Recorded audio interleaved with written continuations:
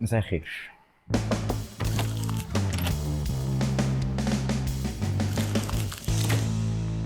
انترو جديدة واسم جديد للبرنامج، اسم جديد كرييتيف جدا، واللي فيه احنا بنكون قاعدين قدام النيش، والنيش برضو اللي هي الحاجة سبيسيفيك او انترست معينة او حاجة سبيسيفيك جدا. بس خلينا ندخل في الفيديو على طول. فالفيديو ده انا فكرت فيه كتير بصراحة قبل ما اعمله، حاولت اكتبه قبل كده، ودي حاجة انا مش بعملها كتير. انا مش كل الفيديوز بكتبها. يمكن الكلام اللي كنت عايز اقوله كل ما احاول افكر فيه بيطلع معقد زيادة عن اللزوم، بلاقي نفسي بلف في دواير كده ملهاش اي معنى. فبالتالي الفيديو ده هو عكس كل الحاجات اللي انا قلتها دي دلوقتي. الفيديو ده مش مكتوب، معايا بولت بوينتس كتير جدا جدا، مش عارف بصراحة هتكلم عن كل الحاجات دي ولا لا، ولكن احنا هنكتشف مع بعض. في الفيديو ده احنا هنتكلم عن تشارلي كوفمان، الكاتب الامريكي اللي انا بشوفه مهم جدا بصراحة، لانه بيشتغل بطريقة كده يمكن مش معتادة قوي على هوليوود. سينما هوليوود عامة مش مرتكزة خالص على الكاتب، هي مش زي السينما مثلا الفرنسية، اللي هي حتى السينما الفرنسية بتعتمد اكتر على المخرج اللي بيكون بيكتب افلامه اغلب الوقت. لكن ان يكون كاتب مش مخرج ليه تحكم كبير على افلامه، وكمان ليه شخصية قوية جدا بتأثر على المخرج اللي شغال معاه وعلى الممثلين اللي شغالين معاه، لكنه كمان هو كاتب بيفكر جدا بطريقة بيرسونال، وتقريبا كل افلامه جواها شخصيته او جواها شخصية مكتوبة كأنها هو تشارلي كوفمان بيمثل جوه الفيلم. تشارلي كوفمان كشخص هو بيقدم الشيء اللي عنده، الشيء اللي هو حاسس ان هو مميزه، بيقدم الهوس بتاعه تجاه الفن، تجاه الفنانين، تجاه الكتابة، وتجاه العالم ككل، والنظرة الأدبية للعالم أو الفنية للعالم ممكن نقول. ففي الفيديو ده احنا هنتكلم عن 3 أفلام بتربطهم ثيمز محددة جدا وثيمز متكررة في شغل تشارلي كوفمان عامة. والثلاث أفلام دول مميزين جدا لأن هما فيهم تشارلي كوفمان بشكل أو بآخر، فيهم شخصية الكاتب أو الفنان أو المبدع. والأفلام الثلاثة دول هما بينج جون مالكوفيتش 1999، واللي هو عن بوبيتير، حد بيلعب بالبوبتس، والحد ده اللي عنده القدرة دي في التحكم في جسمه والتحكم في مشاعره ونقل مشاعره من جواه لعروسة بيحركها بإيده. بنشوف قصته داخل عقل جون مالكوفيتش، واحد من نجوم التسعينات وأواخر الثمانينات، وكان نجم هوليوودي مشهور ووش معروف، لكن يمكن مش اسم معروف قوي. الفيلم التاني هو ادابتيشن، انتاج سنة 2002، واللي فيه كاتب سينمائي بيحاول يقتبس او يأدابت رواية لفيلم سينمائي. ويمكن الفيلم ده هو اكتر فيلم باين فيه الطريقة اللي تشارلي كوفمان بيحب يشتغل بيها، من قد ايه الفيلم ده فيه تداخلات كده ما بين الواقع والخيال، وما بين تشارلي كوفمان الشخصية اللي في الفيلم، لان الفيلم ده بيتكلم عن تشارلي كوفمان وان هو الكاتب السينمائي اللي بيحاول يقتبس الرواية دي لفيلم سينمائي. الفيلم الثالث هو فيلم سينكدوكي نيويورك، انتاج سنة 2008، واللي فيه مخرج مسرحي بيعاني جدا مع هوسه بالمرض، وهو على طول عنده احساس ان هو هيموت او ان هو عنده مرض معين خطير بيمنعه من ان هو يعيش. ومن الحاجات برضو اللي بيعاني منها هي جوانب إنسانية وعاطفية، في ازاي هو مش بيعرف يمكن يحب، او يمكن الناس ما تعرفش تحبه، او يمكن الاتنين، لكن هو بالتأكيد عنده مشكلة في الجانب العاطفي والإنساني ده بشكل يمكن يخلينا نتساءل هل هو إنسان أصلا؟ هل هو عارف يبقى إنسان؟ المخرج المسرحي اللي بعد كده هيحاول يعمل أكبر مسرحية في حياته، ويمكن أكبر مسرحية عامة، اللي فيها بيحاول إن هو يوري الحقيقة زي ما هي، يوري العالم زي ما هو، ويعمل نسخة مصغرة من مدينة نيويورك عشان يحاول يوري الجانب الحقيقي من العالم. ويمكن سينكدوكي نيويورك هو آخر فيلم شفته لتشارلي كوفمان، أو أجدد فيلم شفته لتشارلي كوفمان. والحقيقة هو فيلم هو مش أكتر فيلم حزين في الدنيا، يمكن هو فيلم حتى مش بيحاول يعيطك بالطرق يعني المعتادة، لكنه فيلم كئيب جدا كئيب في ألوانه، وكئيب في شخصياته، وكئيب في اختيارات كتير جدا فنية في الفيلم، وبتسيبك مخلص الفيلم انت حاسس ان انت في حاجة ناقصاك. الفيلم حقيقي بيمانيبيوليت يو كده بطريقة تخليك يعني انت كمان حاسس بحاجات كتير من اللي حاسس بيها الراجل ده، اللي يمكن في الاول انت كنت شاكك شويه ان الراجل ده بيأفور او يعني في حاجه غريبه في الموضوع، لكن في اخر الفيلم يعني بتحس ان يمكن شويه حاجات كتير من اللي كان حاسس بيها البني ادم ده انت حسيت بيها دلوقتي بعد ما الفيلم خلص. ويمكن مدخل كويس لان احنا نتكلم عن الثلاث افلام دول او نتكلم بشكل عام عن افلام تشارلي كوفمان، هو فكره الفنان. هو ايه الفنان بقى ده اللي تشارلي كوفمان مهووس بيه ده، واللي هو بيهتم جدا بفكره الفنان دي لدرجه ان هو اغلب افلامه فيها الفنان بطريقه معينه. ويمكن شخصيه الفنان دي برضو فعلا هي شخصيه غامضه جدا على مدار التاريخ، لان في اوقات في التاريخ الفن ما كانش خالص زي ما احنا بنبص له دلوقتي.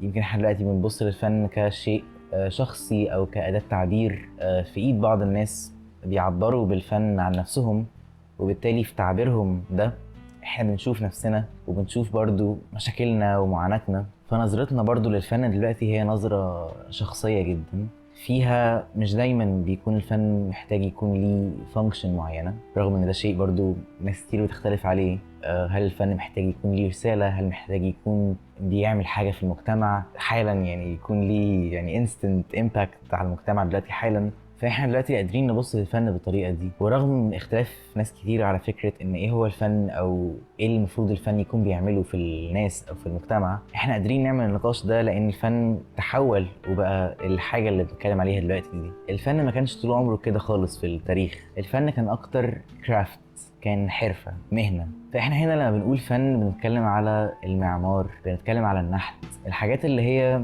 محتاجة تعمل وظيفتها الأساسية. المعمار محتاج يكون أوكي، محتاج يكون شكله كويس، لكن محتاج يكون مبنى الناس قادرة تعيش فيه، محتاج يكون مبنى ليه شكل معين وليه مواصفات معينة. فدي كانت الحاجات اللي ممكن نقول عليها فن، أو كانت على الأقل قريبة قوي للفن. فالفنان هنا هو الشخص اللي جوه المجتمع بتاعه او جوه الجماعه بتاعته، هو اللي عنده حرفه معينه او صنعه معينه قادر يفيد الناس بيها، وبالتالي هو بيستفيد وبيقدر يحط اللمسه الفنيه بتاعته كشخص فنان. لكن في الاساس هو بيكون بيعمل حاجه ليها فانكشن، ليها وظيفه، ولو الوظيفه دي ما اتعملتش فبالتالي الفن ده او الشيء اللي طالع ده هو شيء ما بيعملش شغلته. ولكن مع الوقت ومع فكره ان الانسان ما بقاش مضطر يعيش جوه جماعه، وما بقاش مضطر ان هو طول الوقت يكون محمي بفكرة الجماعة أو المدينة أو القبيلة، حتى لما الفكرة دي ابتدت تقل شوية مع الوقت، ابتدى إن الفن ياخد منحنى شخصي أكتر، ابتدى يقرب للشكل اللي احنا بنشوف عليه الفن دلوقتي. وبالتالي أهمية الفن بقت في إنه أصلا يكون شيء شخصي وقادر يعبر عن الفنان وقادر يعبر عن الحضارة اللي هو عايش جواها، مش كشيء محتاج يكون ليه وظيفة محددة زي ما كان قبل كده. ودي يمكن كانت نظرة المجتمع للفنان ده أو للي بقى فنان ده. لكن نظرة بقى الفنان ده لنفسه اللي كان مطلوب منه كفنان اختلف وأهميته اختلفت. إزاي هو هيبص لنفسه دلوقتي؟ وده برضو يخلينا نسأل إن أوكي، أهمية الفن ما بقتش فعلا في فكرة إن هو يكون ليه وظيفة محددة، لكن هل ده بيعمل شيء من الضغط برضو على الفنانين الجداد دول اللي عندهم مساحة أكبر للتعبير عن نفسهم، عندهم مساحة أكبر في إن هم يكون الفن بتاعهم أهمية مختلفة عن فكرة الأثر الواضح اللحظي ده؟ يمكن اللي بحاول أقوله إن أوكي، الفن قبل ما يبقى شخصي كده هو على الأقل كان قيمته بتتحدد بشكل واضح وصريح جدا. فلو الفن هو شخصي جدا بالطريقة دي فهو بالتالي قيمته ما ينفعش تتحدد من خلال أي حد غير الفنان شخصيا. لكن يعني ده نقاش مختلف تماما، ممكن يبقى ليه فيديو تاني لوحده يعني. والفن برضو بيشترك فعلا يمكن مع حاجات كتير، يمكن أهمهم فعلا فكرة الحرفة أو الصناعة، فكرة الخلق أو الكرييشن، فكرة ان في شخص قادر يكريت حاجه، قادر يعمل حاجه من الصفر او باقل موارد ممكنه، لان يعني مفيش صفر في الحياه. ففكره كرييتنج حاجه دي وتشوفها قدامك منحوته قدامك، تشوف الفيلم اللي انت اخرجته او كتبته او صورته قدامك على الشاشه، تشوف الممثلين بيقولوا الكلام اللي انت كتبته في الاوضه لوحدك، في شيء من السحر كده في فكره ان حاجه زي كده تحصل. ويمكن السحر ده هو اللي خلى تشارلي كوفمان عايز يتكلم عن فكره خلق حاجة دي أو إنك تعمل حاجة، تصنع حاجة. عشان كده برضو يمكن بنشوف في شخصيات تشارلي كوفمان ناس عندهم God complex كده، عندهم معضلة الإله، إن يمكن هم حاسين بأهمية جدا اللي بيعملوه لدرجة إن هم حاسين إن هم أعلى من الناس اللي حواليهم. عشان كده برضو هنا بنتكلم عن الكاتب. يمكن أوكي المخرج هو عنده الرؤية الكاملة للعمل وعنده تقريبا كل تفاصيل الحاجة اللي تتحط على الشاشة، لكن الكاتب هو اللي عنده بداية الفكرة، هو اللي عنده بذرة كل حاجة. عشان كده يمكن في تجربته الإخراجية الأولى اللي هي سينكدوكي نيويورك، يمكن تقدر تحس ان هو كاتب بيخرج. هو قرر يعمل فيلم بسيط يمكن اخراجيا، لكن على مستوى الكتابة هو شيء معقد جدا. الفيلم اخراجيا مش سهل خالص، لكنه بالتاكيد كتابيا اصعب بكتير. ويمكن من شطاره تشارلي كوفمان ومن فكره ان هو شخصيته فعلا قويه جدا، الفيلم مش مختلف قوي عن الافلام اللي تشارلي كوفمان كتبها بس وما اخرجهاش. وكأن حتى الافلام اللي قبل كده اللي كانتش من اخراجه هو كان ليه تحكم فيها بشكل ما، يمكن من قوه السكريبت اللي هو عامله، او من فكره ان هو كشخص قادر يتكلم عن افكاره بطريقه تخليك كمخرج مش عارف تصور الحاجات غير بالطريقه اللي فعلا تكون مناسبه جدا للشيء اللي كتبه تشارلي كوفمان. وده مش بس قوة شخصية، هو إدراك زي ما قلنا من تشارلي كوفمان إن هو هيقدم الشيء اللي مش عند حد تاني غيره، حتى لو ده معناه إن هو هيقدم نفسه، حتى لو ده معناه إن هو هيعبر عن مهنته ككاتب تقريبا في كل أفلامه، سواء بإن هو يكتب شخصية كاتب أو مخرج مسرحي أو بابيتير، حد بيلعب بالعرايس. ويمكن برضو في شغل تشارلي كوفمان وبالذات في الثلاث افلام دول في 3 ثيمز متكررين بشكل كبير جدا، وهما الخلود والسيطرة والحب. بنشوف فكرة الخلود دي يمكن بأوضح شكل ليها في بينج جون مالكوفيتش، في ازاي شخصيات بتستخدم أجسام تانية عشان حياتها تمتد إلى ما لا نهاية. وبنشوفها يمكن بشكل معنوي شوية في سينكدكي نيويورك، بنشوف المخرج المسرحي اللي عايز يسيب نسخة من حياته، نسخة من نفسه بعد ما يموت.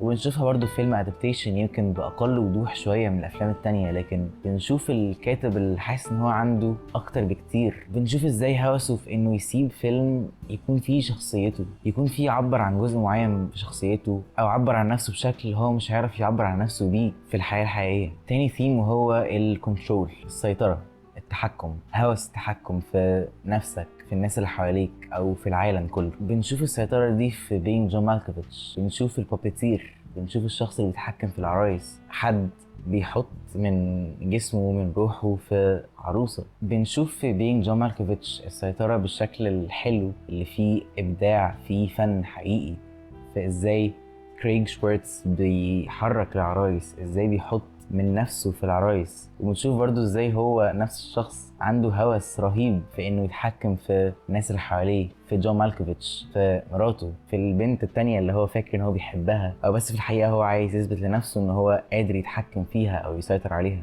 بنشوف السيطرة برضو في ادابتيشن، بنشوف ازاي الكاتب ده عايز يسيطر على شخصياته، عايز يكون عنده التحكم الكامل في الشخصيات. ويمكن في وقت معين الشخصيات بتبدأ تتحكم في نفسها أو تتحكم فيه هو شخصيا. بنشوف الصراع ده أو الديناميك ده ما بينه هو والشخصيات اللي هو بيكتبها، ومصيره هو ككاتب وكشخصية جوه الحاجة اللي هو بيكتبها. برضه السيطرة في أدابتيشن بتكون على شخصيات خيالية أكتر، لكن المميز هنا إن الشخصيات الخيالية دي من ضمنها شخصية الكاتب اللي هو قرر يدخلها في حياة الشخصيات اللي هو بيكتب عنها. وبنشوف السيطرة دي أو التحكم ده في أجن شكل ليها يمكن في سينكدكي نيويورك، في إزاي المخرج ده عايز يعمل نسخة مصغرة من نيويورك، عايز يعمل نسخة من حياته، عايز أقصى درجات الواقعية والحقيقية في الممثلين، في الديكور، في الشوارع، في كل حاجة. وإزاي المخرج ده عنده هوس بالسيطرة بالطريقة اللي تخليه عايز يسيطر كمان على نفسه، على مشاعره.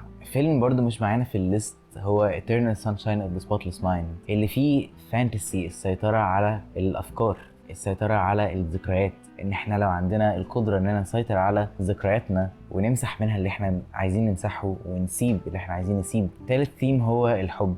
شخصيات تشارلي كوفمان دايما بتعاني في الحب، دايما شخصيات loveless أو unlovable، شخصيات تفتقد للحب أو شخصيات مش عارفة تتحب. بنشوف في بينج جون مالكوفيتش الزوجين دول اللي حبهم بيتم إدراك بعد كده إن هو أقرب إلى سيطرة وتحكم أكتر من إن هو حب. أوكي، الكاميرا فصلت، مستحملتش الهبد اللي أنا بقوله في الفيديو ده. فالحب حتى في عالم بينج جون مالكوفيتش هو بيبقى أكتر حرب سيطرة ما بين الاتنين، أكتر من إن هو مشاعر حقيقية بينهم. ويمكن دي حتى تبقى نظرة تشارلي كوفمان أصلا للحب عامة، إن الحب هو السيطرة أو التحكم اللي ما بين اتنين متخيلين إن ده الحب، لكن هو في الحقيقة إثبات مين في الطرفين قادر يسيطر أكتر على الطرف التاني. والحب في أدابتيشن هو حاجة ساعات بتعطل الكاتب السينمائي ده إن هو يقتبس الرواية أو إن هو يكمل الفيلم اللي هو بيحاول يكتبه ده. كونه يمكن hopeless romantic ممكن نقول عليه كده،